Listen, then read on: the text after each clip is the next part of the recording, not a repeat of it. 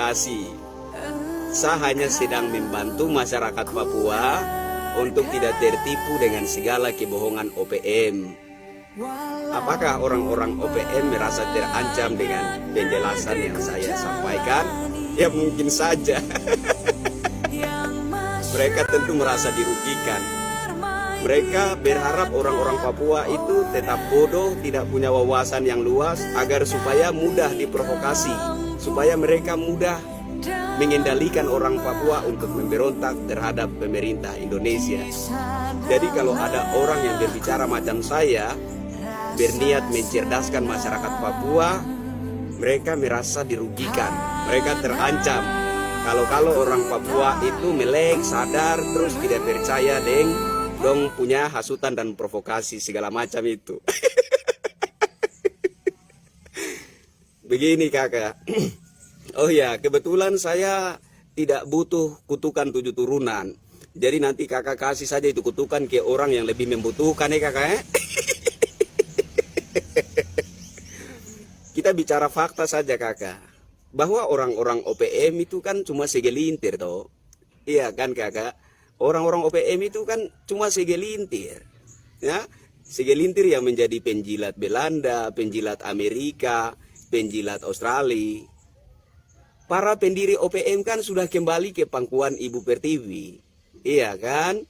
Saya lebih percaya Pak Nicholas Messe, Pak Nicholas Joe, para pendiri OPM yang mengibarkan pertama kali bendera OPM. Bendera bintang kejora itu kan panji sepak bola dulu tuh kakak. Pada awalnya itu adalah panji sepak bola. Yang bilang Papua bukan bagian dari Hindia Belanda itu siapa kakak? Orang Belanda.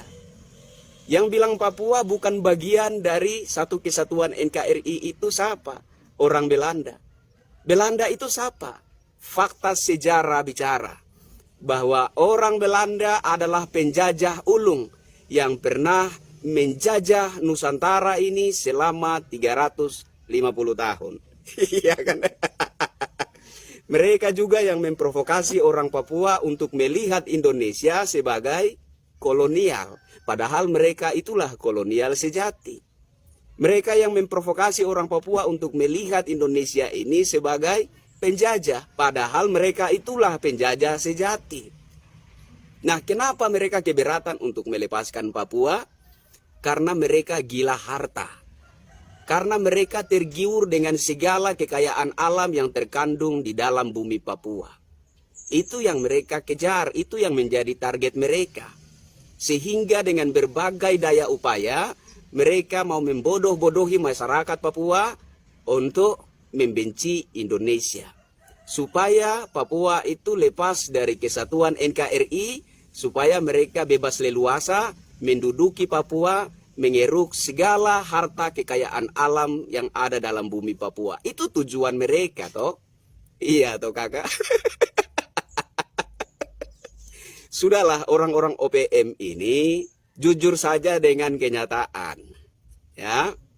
Para pembesar-pembesar OPM yang ada di Amerika, yang ada di Belanda, yang ada di Australia, kembali sajalah di tanah Papua untuk sama-sama bersinergi dengan pemerintah, dengan para anggota dewan untuk membangun Papua. Supaya Papua itu bangkit dari ketertinggalan. Iya kan? Apalagi sekarang ini kan 10% saham PT Freeport itu khusus untuk Papua. Sudah ada anggaran untuk membangun Papua. Lebih dari cukup. Dulu Indonesia, satu Indonesia ini dapat 9%, itu saja sudah besar. Nah sekarang 10% utuh-utuh hanya untuk Papua saja. Wow, luar biasa. Artinya anggaran untuk membangun Papua itu sudah ada, cukup. Sudah datang saja di Papua, bersinergi dengan pemerintah, dengan para anggota dewan, untuk sama-sama membangun Papua, agar Papua bangkit, Papua lebih maju, agar supaya Papua itu tidak terus-terusan menjadi daerah yang merasa dianaktirikan. Saya pikir begitu. Jangan duduk di Amerika sana, jangan duduk di Belanda sana, duduk di Australia sana, pakai jas, pakai dasi, pakai sepatu, duduk ongkang-ongkang kaki di sana, makan minum enak di sana, tidur bangun nyaman, dan melancarkan provokasi kepada masyarakat Papua untuk membenci Indonesia. Tidak adil sekali. Kalau memang Papua itu sedang menderita, kenapa kau tidak mau datang untuk sama-sama rasakan penderitaan di Papua?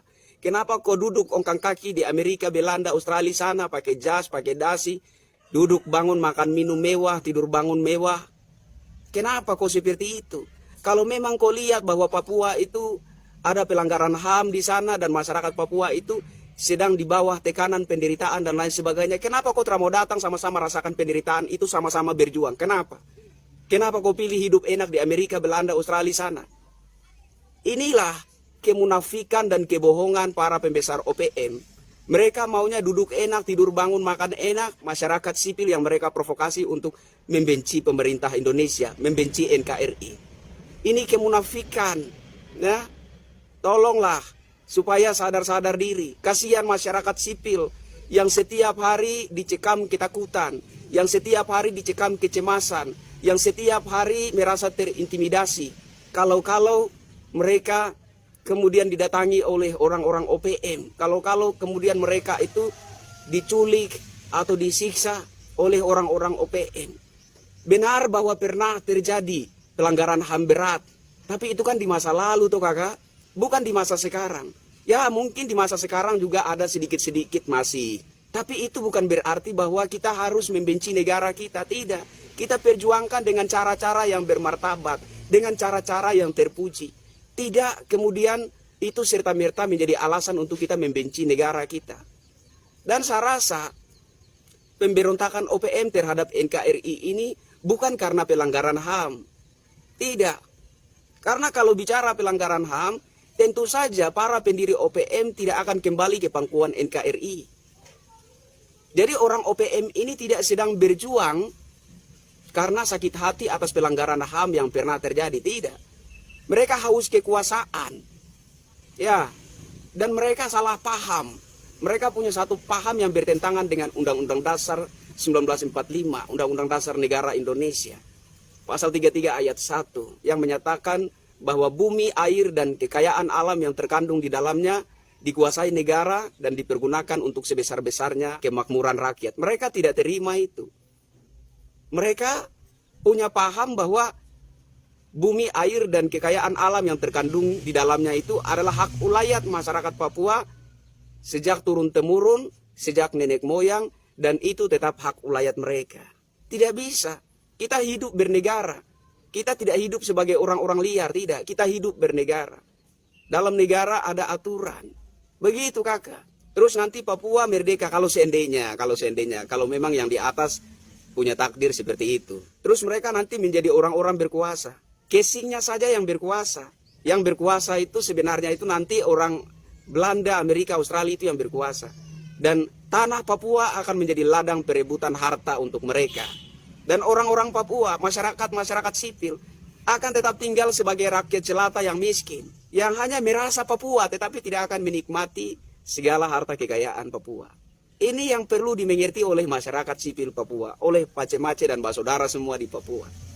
Kita bicara fakta saja. Kalau sekarang pemerintah Indonesia, khususnya di era pemerintahan Presiden Jokowi ini, pemerintah sangat humanis, pemerintah sangat merakyat, pemerintah pandai mendekati masyarakat.